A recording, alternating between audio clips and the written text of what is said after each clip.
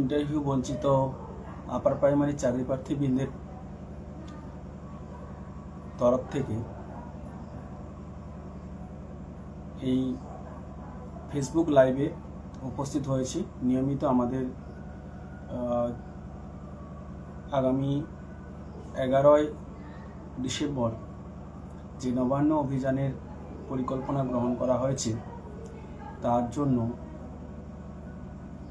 নিয়মিতভাবে প্রতিদিন রাত 9টায় এই লাইভ অনুষ্ঠিত হচ্ছে।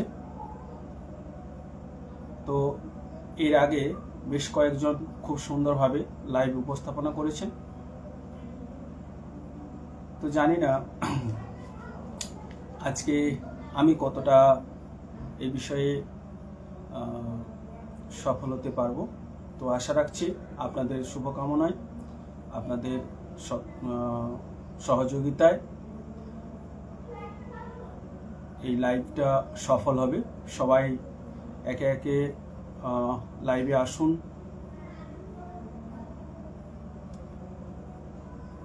এবং ফিডব্যাক দিন আমার ভয়েসটা ঠিকমতো শোনা যাচ্ছে কিনা,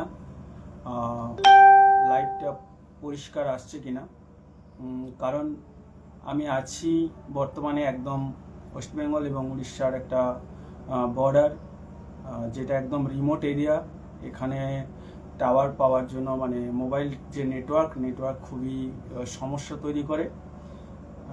তো সবাই একে একে করে একটু ফিডব্যাক দিন, তারপরে আমি ধীরে ধীরে আমাদের আলোচনার গভীরের দিকে এগোবো। হ্যাঁ, ইতিমধ্যে আমার কাছে চলে এসেছে সেটা নেটওয়ার্কের পক্ষ থেকে স্লো কানেকশন। তো যাই হোক, তাও আমি লাইভটা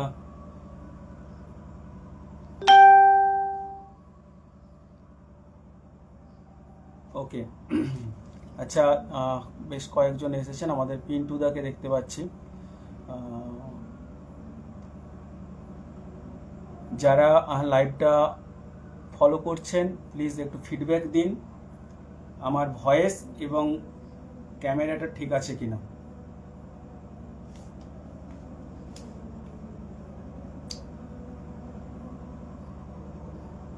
আচ্ছা, ব্রাইট দেম অন ক্যামেরা।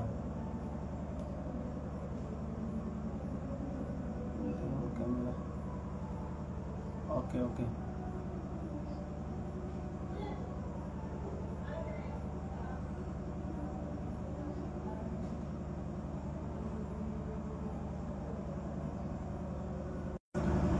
আচ্ছা, বেশ, মোটামুটি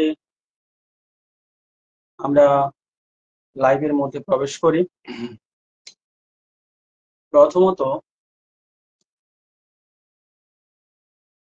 এই ইন্টারভিউ বঞ্চিত আপার প্রাইমারি যে চাকরিবৃদ্ধ প্রার্থীবৃন্দ আছেন, আমরা যারা এই আপার প্রাইমারি চাকরির উদ্দেশ্যে সেই 2014 সালে এক ঐতিহাসিক পরীক্ষা দিয়েছিল, যে পরীক্ষার মাধ্যমে আমরা আমাদের জীবনের যে উদ্দেশ্য, আমাদের জীবনের যে সফলতা অর্জনের যে স্বপ্ন ছিল, শিক্ষক হব, মানুষ গড়ার কারিগর তৈরি আমরা হব এবং মানুষ গড়ে সমাজের একটা কিছু অবদান রাখবো, সেই উদ্দেশ্য নিয়ে রাত দিন এক করে পড়াশোনা কমপ্লিট করে যে পরীক্ষাটা দিয়েছিলাম, সেই পরীক্ষাটার সফলতা আমরা যারা সেই সফলতার স্বাদ পেয়েছি, তাদেরকে 10 বছর 2014 থেকে আজকে 1 2 3 4 করে 10টা বছর ধরে অপেক্ষা করতে হয়েছে এবং হচ্ছে এখনো পর্যন্ত টিল নাও, শুধুমাত্র সেই স্বপ্ন পূরণের জন্য। আজও আমাদের কাছে সেই চাকরিটা অধর। কেন অধর? না, আমাদের কাছে প্রথমত একটা এই যে আপার প্রাইমারি ব্যাপারটা, আপার প্রাইমারির যে পুরো বিষয়টা কি, এটাই কিন্তু প্রাথমিকভাবে মানুষের মধ্যে ধারণা ছিল না। তো সেই ধারণাটা তৈরি করতে মানে ক্লাস 1, 2, 3, 4 প্রাইমারি স্টেজ পেরিয়ে হাই কে বলা হয় প্রাইমারি স্টেজ, এখন বলা হচ্ছে যেটা, আসলে এটাই আছে। এবং তারপরে 6, 7, 8 এই মাঝখানের যে 6, 7, 8 এই কয়েকটা ক্লাসের জন্য এটা করে দেওয়া হলো এটা উচ্চ প্রাথমিক, এবং তারপরেরটা মাধ্যমিক, এবং তারপরে উচ্চ মাধ্যমিক, পরপর আপার লেভেল আসছে। এই মিডিল অফ দ্য পজিশনের এই যে বিভাগটা, এই বিভাগের জন্য যে পরীক্ষা নিয়ে তার পরিকাঠামোগত ভাবে যে শিক্ষক নিয়োগের পরিকল্পনা এই পশ্চিমবঙ্গ সরকার 2014 সালে গ্রহণ করেছিলেন, তখন ভাবিনি কোনোদিন আমরা যে এইটার জন্য 10 বছর ধরে ওয়েট করতে হবে এবং রাস্তায় আন্দোলনে নামতে হবে। আজকে এই পরীক্ষার এইটার বর্তমান যে পরিস্থিতি, এটা এই মানে যে নিয়োগের বর্তমান পরিস্থিতি কোথায়? বর্তমান পরিস্থিতি হলো যেন তেন করে কোনোভাবে একটা নিয়োগ করে দাও, যেন তেন প্রকার একটা নিয়োগ চলছে, আমরা সবাই সে সম্পর্কে অবহিত। আর লাইভের মাধ্যমে আমি সবার কাছে সে বিষয়টাও একটু এক্সপ্লেন করব। তো ধীরে ধীরে যাই। প্রথমে আমরা যে মাতঙ্গিনী মূর্তি হাজিরা পাদদেশে বসে আছি, আজকে প্রায় 900 দিনের কাছাকাছি, 900 দিনের দোরগোড়ায় পৌঁছে গিয়েছি। সেই বীরাঙ্গনা মাতঙ্গিনী এবং আমাদের মঞ্চের সমস্ত সহযোদ্ধা কে আমার পক্ষ থেকে অনেক অনেক শুভেচ্ছা ও ভালোবাসা জানাই। আর মঞ্চকে অনেক অনেক ধন্যবাদ জানাই আমাকে এরকম একটা লাইভের সুযোগ দেওয়ার জন্য। আমরা এই যে মাতঙ্গিনী মূর্তি পাওয়াতে এসে প্রথম যেদিন এখানে এসে পা রাখলাম, মঞ্চের যে আসন পাতলাম, সেটা আজ থেকে প্রায় সেই 900 দিন আগে। তো ধীরে ধীরে আমাদের মঞ্চের পরিসর বৃদ্ধি পেতে থাকে। একটা সময় আমরা এই মঞ্চের যে অ্যাক্টিভ ক্যান্ডিডেটের সংখ্যা, নিয়মিত যারা আমাদের মঞ্চের সঙ্গে যুক্ত থেকেছেন, যাওয়া আসা করেছেন, সেটা প্রায় গিয়ে দাঁড়ায় প্রায় 2000-এর কাছাকাছি। তো এই সময় থেকে ধীরে ধীরে আমরা বর্তমানে বিভিন্ন কারণবশত, যে কারণটা এখানে আমি একটু উচ্চ রাখছি, তো আমাদের মঞ্চের এই সদস্য সংখ্যা একটু কমে এসেছে। তো যাই হোক, কিন্তু মঞ্চ আমরা কেউ এখনো ছেড়ে যাইনি। কেন ছেড়ে যায়নি মঞ্চ, আর কারা এবার ছেড়ে গিয়েছে কেন? আমরা ছেড়ে যেতে পারিনি কেন? আমাদের পেটে খিদে আছে, মনে স্বপ্ন আছে, আর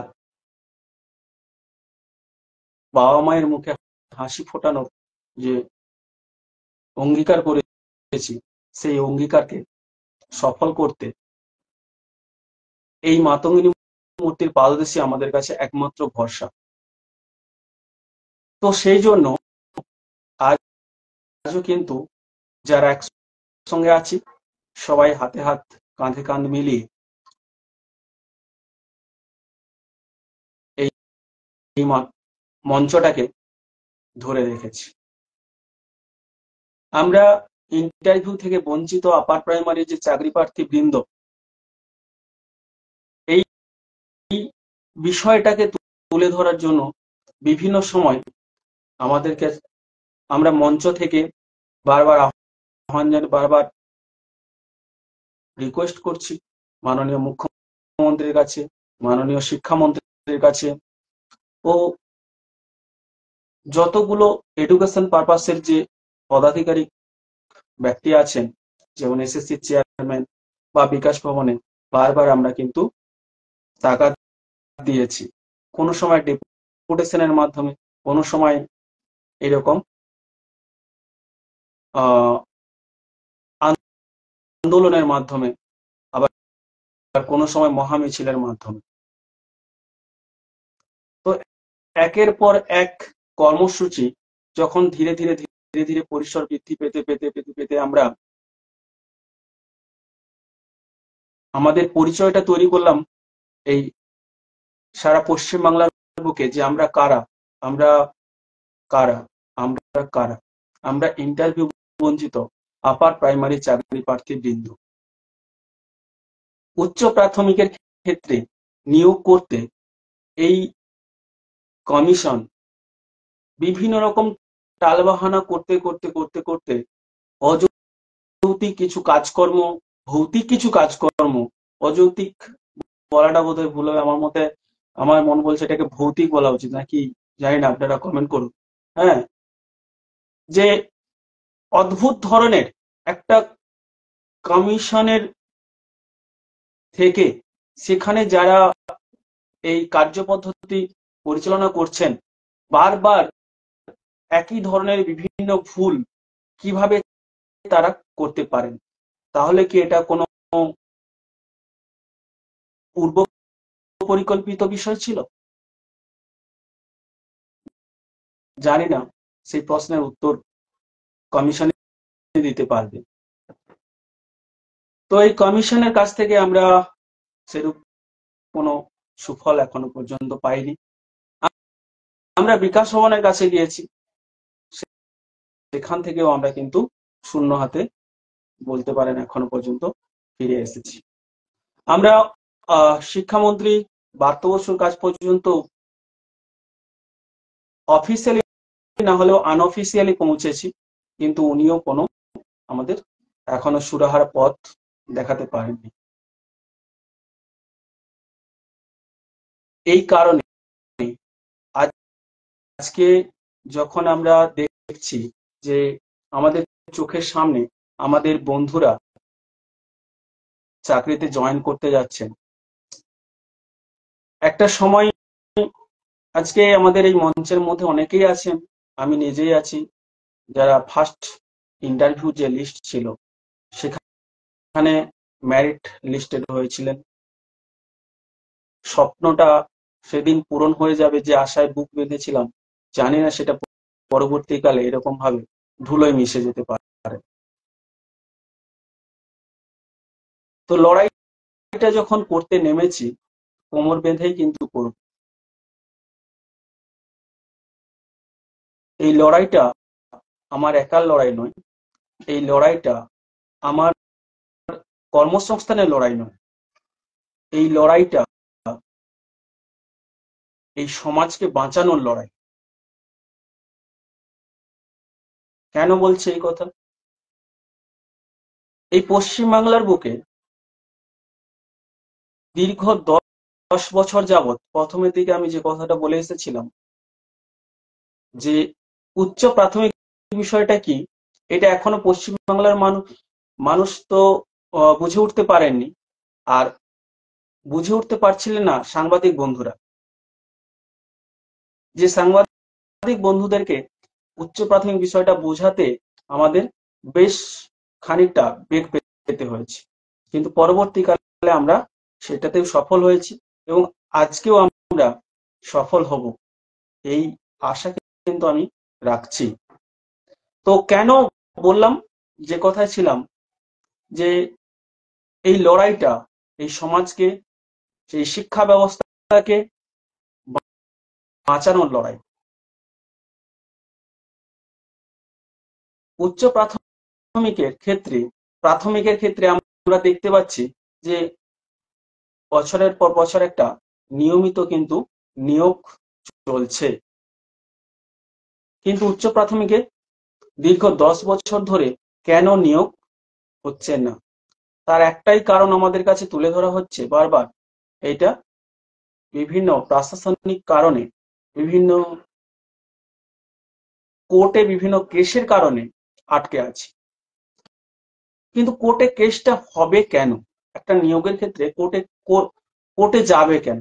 যদি সেই নিয়োগটা স্বচ্ছ হয়, যদি সেই নিয়োগের মধ্যে কোনো দুর্নীতি না থাকে, যদি সেই নিয়োগের মধ্যে কোনো সাদা খাতার ক্যান্ডিডেট না থাকে, যদি সেই নিয়োগের মধ্যে কোনো একাডেমিক টেম্পার্ড বা টেট স্কোর টেম্পার্ড ক্যান্ডিডেট না থাকে। কিন্তু কমিশন এক্ষেত্রে বারবার এই কাজগুলোই করে গিয়েছে।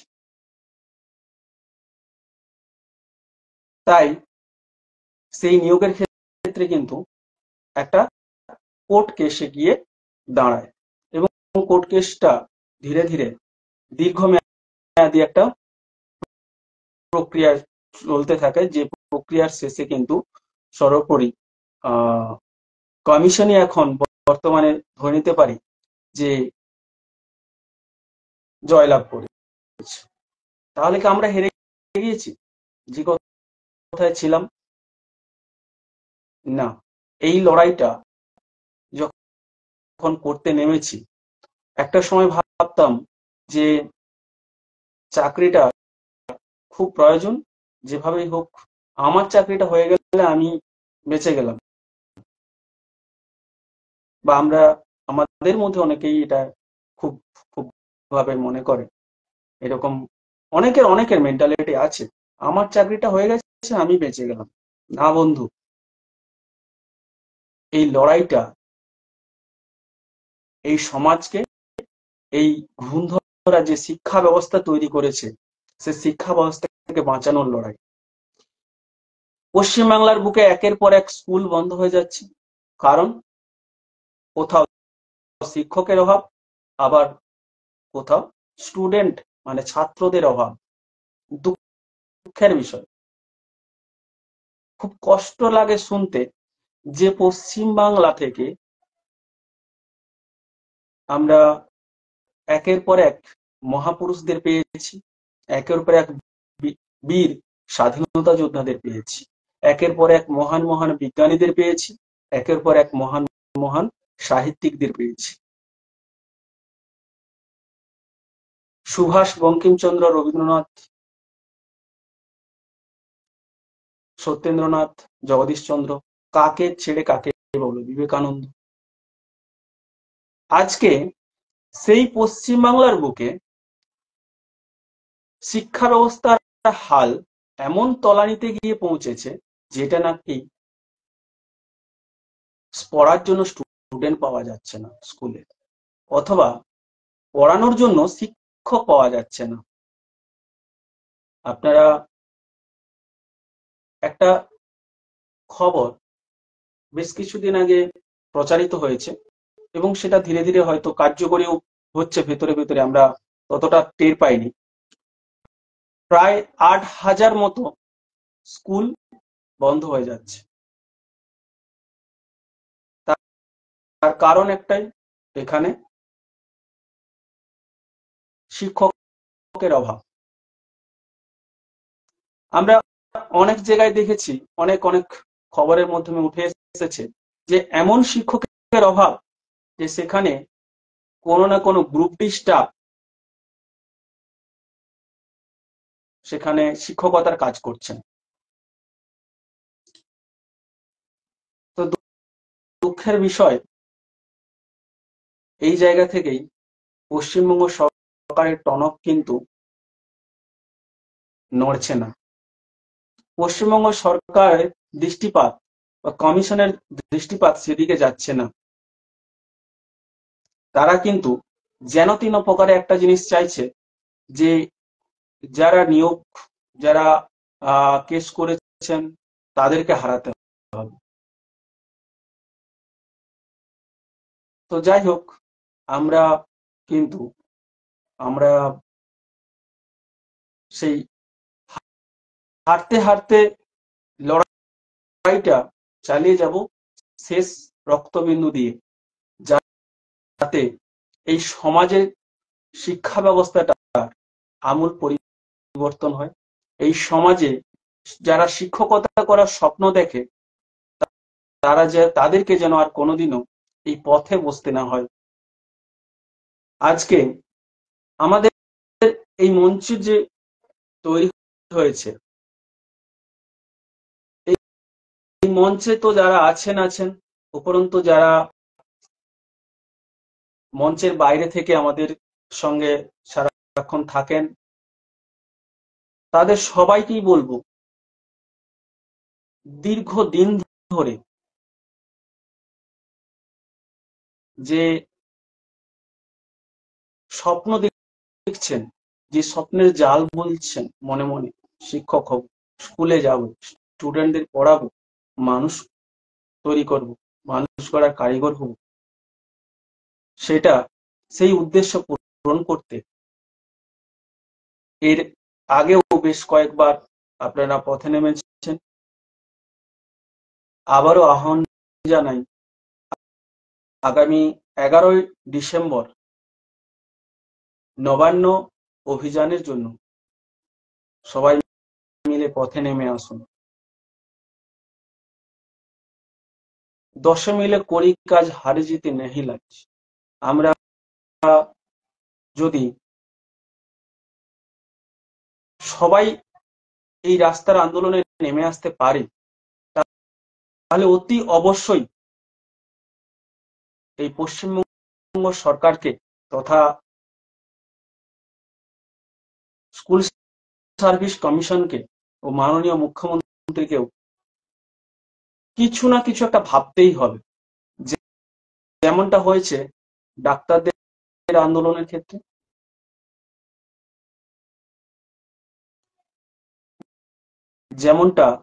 তেমনটা কিন্তু আমাদেরকেও আদায় করে নিতে হবে। তো বন্ধু, সহযোদ্ধা বন্ধুদের উদ্দেশ্যে একটাই কথা বলবো, বাড়িতে বসে থেকে নিউজ ফিড নিয়ে আর তার নিচে 2-4টা কমেন্ট দিয়ে আপনার স্বপ্নটা কিন্তু পূর্ণ হবে না। আমরা যদি সংখ্যায় কম হই, লড়াইটা হয়তো আমাদের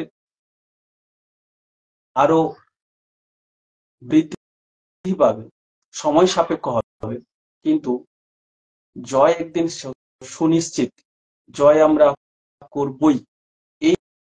এই উদ্দেশ্য, এই পজিটিভ মনোভাব আমাদের কিন্তু মনে রাখতেই হবে। মনের মধ্যে আপনি যদি পজিটিভ মনোভাব না রাখেন, আপনি কিন্তু হেরে গেছেন, সেখানে আপনি হেরে গেছেন। জয় হব, এই মনোভাব নিয়ে বেরিয়ে আসুন বাড়ি থেকে। একটা দিনের জন্য আপনি যেখানেই থাকুন, কর্মসূত্রে স্কুল শিক্ষক হতে পারেন, মানে কোনো স্কুলে, এখন শিক্ষক না, সরি, আপনি পার্ট টাইম জব করতে পারেন, আপনি কোনো অন্যান্য কাজে যুক্ত থাকতে পারেন। সবাইকে আমাদের কর্মজীবনের উদ্দেশ্যে, আমাদের জীবিকার উদ্দেশ্যে টিউশন করতে পারেন আপনার। তো এই সময় একটা পরীক্ষা যে ব্যাপারটা ছিল, তার জন্য আমাদের কিন্তু এটা এই ডিসেম্বরটাকে বেছে নেওয়া হয়েছে। তো কম বেশি পরীক্ষাগুলো প্রায় শেষ হয়ে এসেছে, অনেক আগে বেশ কিছু পরীক্ষা শুরু হয়েছিল, এখন কিন্তু ধীরে ধীরে পরীক্ষা শেষের পথে। অনেকে দোহাই দেন যে আমার যারা, বিশেষ করে আমি ফিমেল ক্যান্ডিডেটদের উদ্দেশ্যে বলবো, ছোট বাচ্চা যাদের আছে, তারা কিন্তু অনেকে বিভিন্ন রকম দোহাই দিয়ে বাড়িতে বসে থাকেন। প্লিজ প্লিজ প্লিজ দয়া করে আপনারা একদিনের জন্য যেভাবেই হোক, অন্তত 11ই ডিসেম্বর আমাদের এই নবান্ন অভিযানের দিন, বুঝতেই পারছেন নবান্ন মানে একটা আমাদের মুখ্যমন্ত্রীর বাস, মানে যেখানে প্রশাসনিক ভবন, সেই প্রশাসনিক ভবনের উদ্দেশ্যে আমরা যাত্রা করছি, আমাদের অভিযান করছি। সেই অভিযানটা কতটা সফল করতে গেলে আমাদের কতটা একতা হতে হবে, কতটা জমায়েত করতে হবে, সেটা মানে প্রিভিয়াস কিছু আদার্স আন্দোলনের ফুটেজ গুলো আপনারা যদি একটু মাথায় আনেন, তাহলে বুঝতে পারবেন। আজকে আরো কিছু বিষয় তুলে ধরার আছে, যেমন এই দীর্ঘদিন পরীক্ষা না হওয়ার জন্য একটা গভর্নমেন্টের এই কমিশন গঠন করেছিলেন। এই গভর্নমেন্ট যে বিশেষ করে এটা প্রথম যে তৈরি হয়েছিল বামফ্রন্ট গভর্নমেন্টের পক্ষ থেকে, স্কুলে নিয়োগের জন্য একটা কমিশন গঠন করে দেওয়া হবে, যে কমিশনের মাধ্যমে নিয়মিতভাবে একটা পরীক্ষার মাধ্যমে প্রতি বছরই নিয়োগ প্রক্রিয়া চলতো। সে নিয়োগ প্রক্রিয়া এই ক্ষেত্রে আমরাই প্রথম পশ্চিমবঙ্গের ক্ষেত্রে উচ্চ প্রাথমিকের পরীক্ষা প্রার্থী, পদপ্রার্থী ছিলাম। তো তারপর থেকে যখন ধীরে ধীরে ধীরে ধীরে তাহলে 14 মানে ক্যান্ডিডেটরা 15 চাকরি পেয়ে গেলে 15তে আবার যদি সেটা কন্টিনিউ হতো, তারা আবার 16 চাকরি পেত। যারা পেত না তারা পরবর্তীকালে আবার চেষ্টা করত। কিন্তু সেই প্রক্রিয়াটা, এই কন্টিনিউয়াস প্রক্রিয়াটায় বিভিন্ন রকম বাধার সম্মুখীন হয়েছে এবং নিয়োগ প্রক্রিয়াটাকে ইচ্ছাকৃতভাবে ডিলে করা হয়েছে।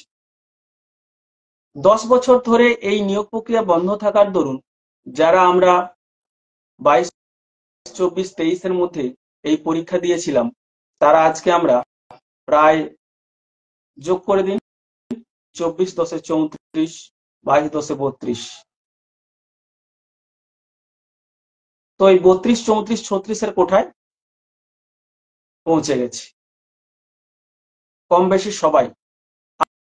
আর আরো বেশ কিছু ক্যান্ডিডেট আছেন যারা ওই সময় হয়তো এরকম 30-32-এ পরীক্ষা দিয়েছিলেন, তারা আজকে পৌঁছে গিয়েছে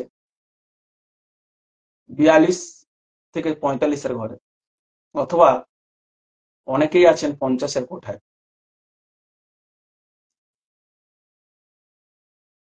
এই বিষয়টা বলার উদ্দেশ্য একটাই, যে আমাদের জীবনের যে সোনালী 10টা বছর কেড়ে নেওয়া হলো, আমরা যে সুযোগটা থেকে বঞ্চিত হলাম, আমরা যারা পরবর্তীকালে আর কোন রকম এই ধরনের গভর্নমেন্ট এক্সামিনেশনে অংশগ্রহণ করতে পারবো না, বা অনেকেই পারবেন না, আমরা তো আর ধীরে ধীরে সেই দিকে এগোচ্ছি। তো আমাদের এই নিয়োগের জন্য, এই নিয়োগের ক্ষেত্রে তাহলে কলকাতা গ্যাজেট রুলস অনুযায়ী যে সিট আপডেটের কথা বলা হয়েছে, কমিশন সেই সিট আপডেটের রুলসকে পুরো বুড়ো আঙুল দেখিয়ে 1463 জনকে একটা ভুতুড়ে নিয়োগ বলতে পারে। আমি প্রথমে যেটা বলেছিলাম যে একটা ভুতুড়ে নিয়োগ চলছে, যে 1463 জনকে আজকে শিক্ষা ব্যবস্থার বিভিন্ন পরিকাঠামো, বিভিন্ন করাপশনের জন্য যে তোড়জোড় শুরু হয়েছিল, বিভিন্ন ধরনের পরীক্ষা নিরীক্ষা, বিভিন্ন ধরনের এই আপার প্রাইমারির ক্ষেত্রে তার কিছুটা প্রভাব পড়েছিল। তার ফলে এখানেও কিন্তু কমিশন স্বতঃপ্রণোদিতভাবে প্রায় 600 ক্যান্ডিডেট, 600 থেকে, আমার এক্সাক্ট ফিগারটা মনে নেই, তো 650-র মতো এরকম একটা ক্যান্ডিডেট এবং তার সঙ্গে আরো কিছু ক্যান্ডিডেট যুক্ত হয়ে এরকম প্রায় 1463 জনকে এই নিয়োগের ক্ষেত্রে, এই যে 2021 সালের ইন্টারভিউর ক্ষেত্রে ইন্টারভিউ প্রক্রিয়া থেকে বাদ দিয়েছিলেন। পরবর্তীকালে তারা কোর্ট কেসের মধ্য দিয়ে এই নিয়োগে এসে যুক্ত হয়ে গেলেন। আজব ব্যাপার। আমি নিয়োগ করছি, আমি বলছি যে মিস্টার এক্স ওয়াই জেড এদের কারো নাম্বার ডিসপুট আছে, কারো সাদা খাতা আছে, তো কারো টেট স্কোরে কম, ইনকমপ্লিট আছে, কিছু একটা এরকম প্রবলেম আছে, তো একে আমি নিতে পারবো না। কোর্ট বলছে না, ওই এক্স ওয়াই জেড কে তুমি ডেকেছিলে, মানে তোমাকে নিতে হবে। আজব আবদার। মামা বাড়ির মতো, হাতের মোয়ার। তো কোর্টের কথায় যদি আজকে এই 1463 জনকে গ্রহণ করতে পারে, তাহলে আজকে কোর্টের কাছে আমাদের যে আবেদন, যেটা সঠিক রুলস মেনে স্বচ্ছভাবে নিয়োগ করার আবেদন, কোর্ট সেই রুলসকে কেন ফলো করছে না?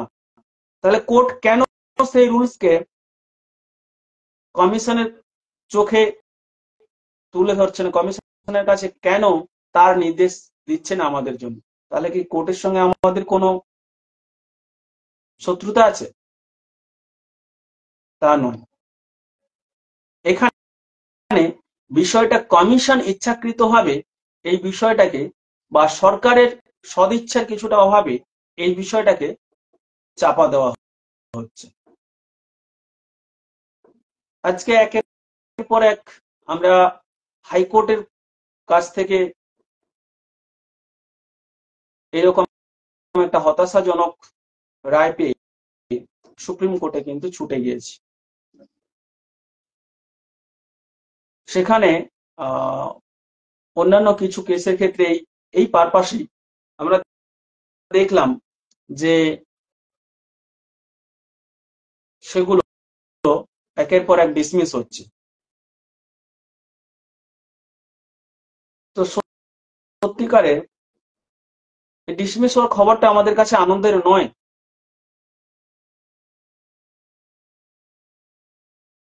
কেন আমাদের হকের চাকরিটা এইভাবে আমরা হারাতে পারি না?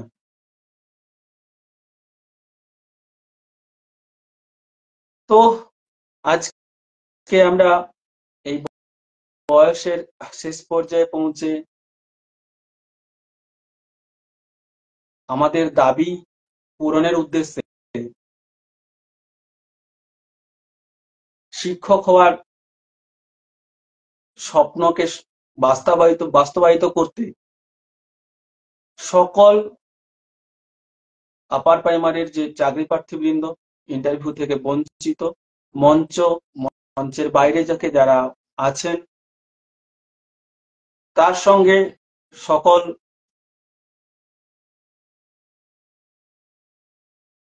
যে অভিভাবকগণ আছেন, যাদের সামর্থ্য হবে, যারা আসতে পারবেন, অনেকেই আছেন আমাদের মঞ্চের সঙ্গে যারা অনেক বয়স্ক কাকু কাকিমা, এরা কিন্তু মঞ্চে তার ক্যান্ডিডেটে প্রেজেন্ট করার জন্য আসেন। অনেকেই আসেন, আবার আমাদের আন্দোলনেও কিন্তু তারা আসেন। আমি সবার কাছে আবেদন কাতর মিনতি ও আবেদন করছি, আপনারা অন্ততপক্ষে 11ই ডিসেম্বর আমাদের মঞ্চ থেকে নবান্ন পর্যন্ত যে মিছিল কর্মসূচি আছে, সেই মিছিল কর্মসূচিতে আসুন, যোগদান করুন, সফল করুন এই মিছিল কর্মসূচিকে।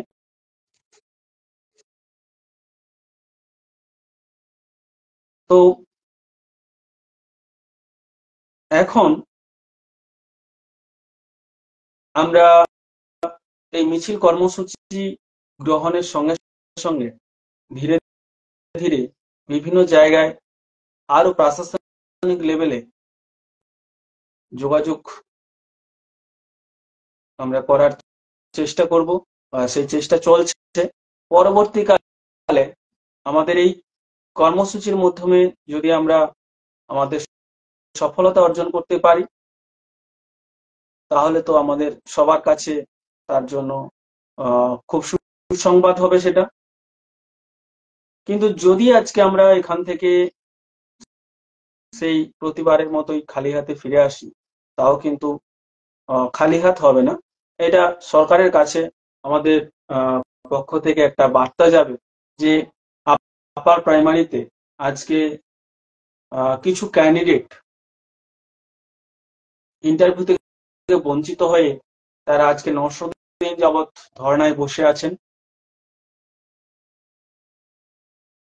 আজকে একটা বিষয় তুলে ধরার আছে। আমি আমার যে সাবজেক্ট বায়োলজি, সেই সাবজেক্টের একটা সাধারণ পরিসংখ্যান বলি।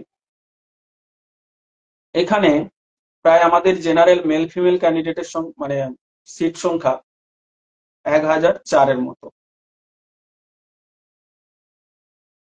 এই 1004-এর মধ্যে এখানে প্রায় এই 600 সামথিং একটা সিট পূরণ হয়ে গেছে এবং বাকি 400 সিট খালি পড়ে আছে। শুধুমাত্র একটা সাবজেক্টের একটা ক্যাটাগরি জেনারেল মেল ফিমেল, এবং তার মধ্যে এই 400 সিটের মধ্যে মাত্র 181টা ওয়েটিং লিস্ট আছে। মানে ধরে নিন ওয়েটিং লিস্ট থেকে এই 181 জন সকলেই ডাক পেয়ে যাচ্ছেন। তাহলে বাকি মোটামুটি ওই 400 আশেপাশের সংখ্যাটা থেকে 181 মানে 200 বাদে নিন, 200 গড়। তাহলে এই 200 মতো ক্যান্ডিডেট যে মানে সিটটা অলরেডি ভ্যাকান্ট থেকে যাচ্ছে। আজকে যখন আমরা এই সিট বৃদ্ধির জন্য, সিট আপডেটের জন্য আবেদন করি, তখন কোর্টের কাছে একটা বিষয় উঠে এসেছিল, বা কোর্টের কাছে কমিশনের পক্ষ থেকে একটা বিষয় তুলে ধরা হয়েছিল, যে এই ধরনের সিটগুলো যে 5101 আর 5108, এই যে সিটটা আমরা গত 2019 সালে মৌসুমী ভট্টাচার্যের বেঞ্চের যে রিপোর্ট, যে কোর্ট অর্ডার ছিল, সেখানে কিন্তু কমিশন নিজেই এই সিটগুলোর একটা আপডেট দিয়েছিলেন। তাহলে 2019 থেকে আজকে 20, 21, 22, 23, 24, প্রায় 5 বছরের মতো। 5 বছরে তাহলে কি মানে আর কোনো টিচার রিটায়ার করেননি, আর কোনো শূন্যপদ তৈরি হয়নি, তার কিন্তু কোনো আপডেট নেই। এই আমরা যদি এটাকে বাদ দিয়েও দিই এই কথাটা, তাহলে বাকি যে সিটটা, এই 10,000-এর মতো সিট সংখ্যাটাকে কমিশন কোর্টের কাছে তুলে ধরেছে, এটা ফিউচার ভ্যাকেন্সি। ফিউচার কারা? যেখানে আপনি 10 বছর ধরে একটা নিয়োগ বন্ধ করে রেখেছেন, সেই 10 বছরের নিয়োগ প্রক্রিয়ার পরবর্তী যারা ক্যান্ডিডেট হবেন, তারা কারা? তারা আমরাই। হতভাগ্য আমরা সেই ইন্টারভিউ থেকে বঞ্চিত। তাহলে আমাদের জন্যই যদি এই সিটটা হয়, তাহলে আমরা যারা পরীক্ষা দিয়ে আজকে বসে আছি, পরীক্ষা দিয়ে আমরা যে এবং আমরা আমাদের যে ট্রেন্ড হওয়ার যে মানে শর্ত দেওয়া হয়েছিল, সেই ট্রেন্ড করে আমরা যারা বিভিন্ন বিএড ট্রেনিং করে এই পরীক্ষায় যোগ্যতা অর্জন করেছিলাম, তাহলে তাদের উদ্দেশ্যে কেন এই সিটগুলো দেওয়া হবে না? আজকে ফিউচার ভ্যাকেন্সি এই 10,000 সংখ্যাটাকে আমি সাইটে রেখে দিলাম। ন্যূনতম একটা সাবজেক্টের একটা মাত্র পয়েন্ট বললাম, আপনারা সকলেই নিজের নিজের সাবজেক্টের এই ভ্যাকেন্সি আপডেট, ভ্যাকেন্সির যে মানে কাউন্সিলিং চলছে, কাউন্সিলিং এর পর যে ভ্যাকেন্সিটা থেকে যাচ্ছে, সেটা সকলেই কম বেশি খোঁজ নিয়েছেন। এবং আপনারা নিজেরাই কল্পনা করুন, অল ওভার এই 14,339 ভ্যাকেন্সির মধ্যে কতটুকু সংখ্যক নিয়োগ হবে। ম্যাক্সিমাম সেখানে 7 থেকে 8,000 সংখ্যার শিক্ষক নিয়োগ হবে। বাকি থেকে যাচ্ছে এখনো পর্যন্ত প্রায় তাহলে 4 থেকে 5,000 সিট। তাহলে যে 4 থেকে 5,000 সিট, ওই 10,000 সিটের কথা বাদ দিয়েও এই যে 5,000 সিট থেকে গেল, থেকে যাচ্ছে, এটা তো থেকে যাওয়ার কথা ছিল না। আজকে বিভিন্ন রুলস আর রেগুলেশনের আপনি ধার না ধরে আজকে ভুতুড়ে ভাবে যাদেরকে নিয়োগ থেকে বাদ দিলেন আবার তাদেরকে এসে নিয়োগ করাচ্ছেন।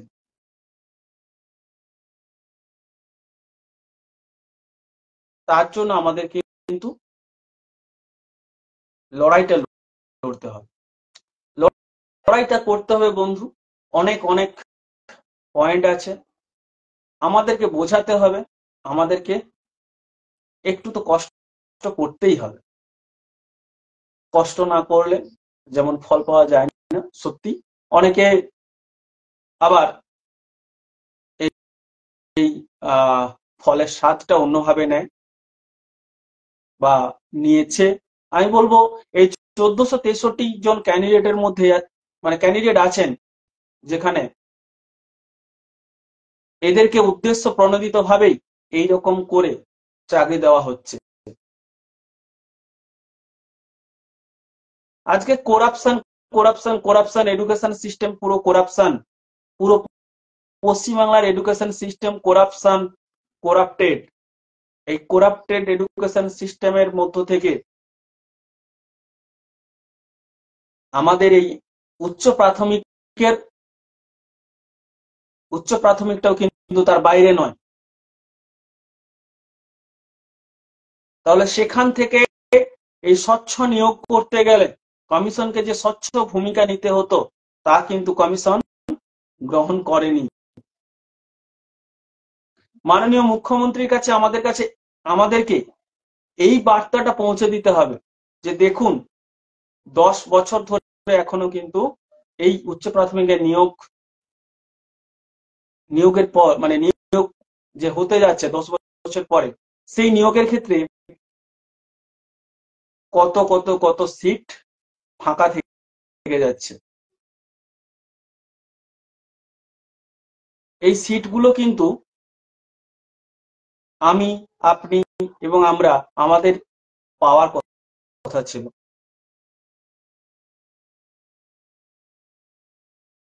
তাহলে এই সিটগুলোকে কেন এইভাবে ফিউচার ভ্যাকেন্সির দোহাই দিয়ে বন্ধ করে রাখা হবে? কেন আমাদের জন্য তুলে দেওয়া হবে না? আমাদের মুখে হাসি ফোটানোর জন্য, আমাদের বাবা মায়ের মুখে হাসি ফোটানোর জন্য, আর সর্বোপরি এই সমাজটাকে, এই শিক্ষা ব্যবস্থাটাকে সুস্থভাবে গঠন করার জন্য।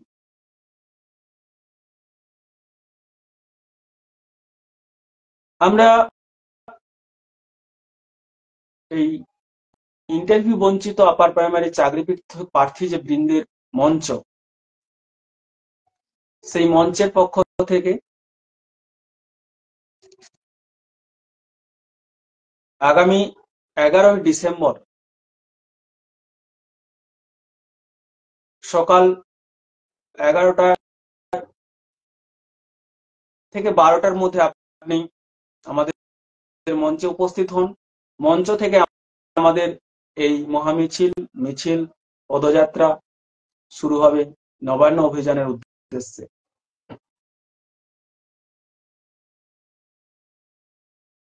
সবাইকে করজোড়ে আবারও মিনতি করছি।